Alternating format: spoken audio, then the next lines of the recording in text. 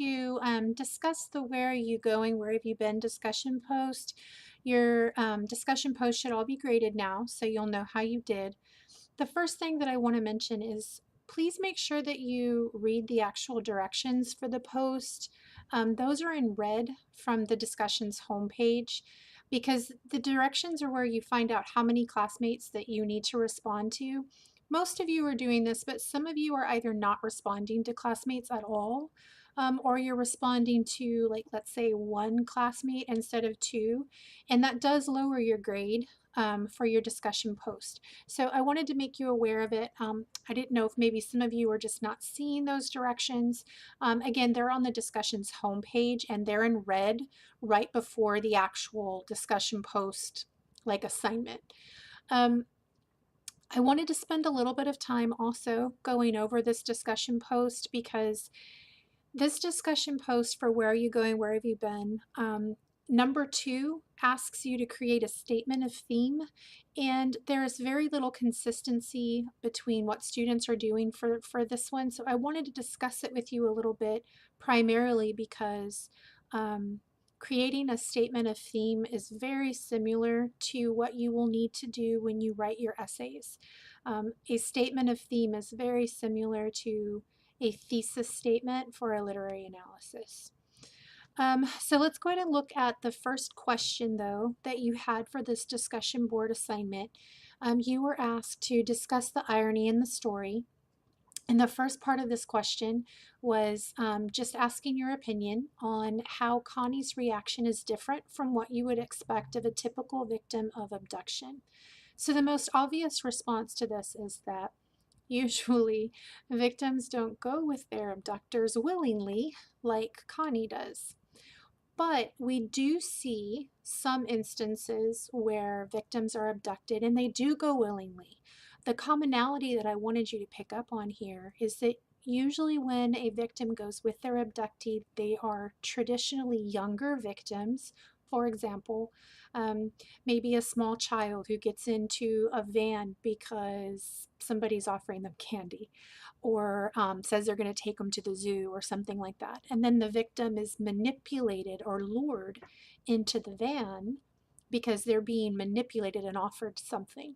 But the only reason that that small child gets in the van in the first place is that they are so vulnerable and naive that they think that the abductor is actually going to provide for them what they're claiming that they're going to do. See the commonality here leading into the second part of this question, which is Connie tries to go with Arnold Friend because he says that he basically threatens her family. The irony here is that just like a child gets into a van because they're told they're going to get candy from the abductor, she goes with Arnold to protect her family. But realistically, Arnold's not going to do anything to her family. So she's so naive and vulnerable to the reality of how life works that she actually believes he will do something to her family, and so she leaves to protect them. A lot of you, a common theme or a common comment that seems to be made by several students is that she wouldn't protect her family because she hates them or doesn't like them. I think that it's fairly common for teenagers not to like their parents, partly because teenagers think they know enough and they're at that cusp of adulthood, and so they do kind of resent their parents. A lot of times there's generation gaps, just like there are the gap in thought between Connie's mother and sister versus Connie. But just because there's those resentment and differences between family members certainly doesn't mean that you hate those family members. So it's natural for her to want to protect them and save them from any kind of harm. Which is why she goes ahead and willingly leaves with Arnold. And it's ironic because realistically, she didn't need to. He wasn't going to hurt her family anyway. For number 2, the main reason why I'm making this post, a statement of theme usually should be about a sentence, maybe 2 sentences in length. Um, it starts off usually with like the author's name and the story, and then has an action word like portrays, demonstrates, and then names the theme, and then continues to explain why that is a relevant theme. So something like in her story, "Where are you going? Where have you been?" Carol Oates um, presents the problem of the vulnerability of youth in her portrayal of Connie's inability to recognize reality, or the vulnerability of youth portrayed by Connie's addiction to pop culture and the effects that has on her ability to recognize realistic situations. I mean, I'm just kind of guessing this as I writing it in my brain as I go, but you get the idea. This ties into what I'm going to expect you to do when you write a thesis statement for your story, because what a thesis statement is going to do for a literary analysis is it's going to state what your opinion about what the author is trying to convey to the audience is. Okay, so if let's just hypothetically, if I were going to actually write this essay off of my statement of theme, then if I'm saying that what Carol Oates is trying to show is the vulnerability of youth, then if that's my thesis and that's the theme that I'm saying is most relevant, then my job in my essay from there is to start trying to teach my reader of my essay the places where vulnerability of youth is mentioned in the story, and then to explain why that's relevant to the reader. It's really a lot like teaching. Okay, so now again, for this discussion post, all you had to do is create the statement of theme, not write an essay.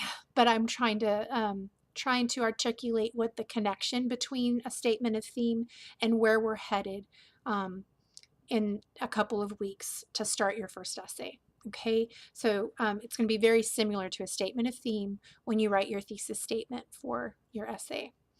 Um, the only other thing that I want to mention here, um, just so that I can try to prevent you from making the same kind of error when you work on your essay, what I saw a lot of for question 2 um, on this particular discussion post, I saw a lot of plot summary. So what I mean by that is you might have said that what you thought was important was um, youthful rebellion, and then you tried to support that by saying summary stuff. Connie was really rebellious, and then she did this, and then she did that. That is talking about how she's rebellious, but it's not explaining why the author felt that was important. And that's the difference. So you want to stem away from summarizing events in the story and move your thought process into teaching why that's relevant. So the author wrote the story for a reason, right? Think of it as your job to teach your reader what that reason was. What are we supposed to gain? What are we supposed to learn by reading this story? And when I say we, that can be you and I in modern day society, but it also could be what the reader of that time period was. Now, this is a fairly recent story, so we can apply it to our lives pretty easily. Um, but if you read something like from Hawthorne, you have to change it a little bit because times are different now than they were when something like The Birthmark was written. Okay. Um, anyway, most of you are contacting me with questions through email or through text. I'm responding to those as quickly as possible. It really does help me when you do that. It helps me stay in touch and let me know that you're invested in the class, but it also helps me know what I need to do on my part as your instructor. Do I need to post more of these types of videos? Do I need to post more notes, more explanation? So please continue to contact me. I can't tell you how much I appreciate it. Um, you should be moving on to at this point Good Country People. You have your discussion questions and your discussion post. Please make sure you do both. And good luck. If you have any questions, guys, please, please, please contact me. Okay?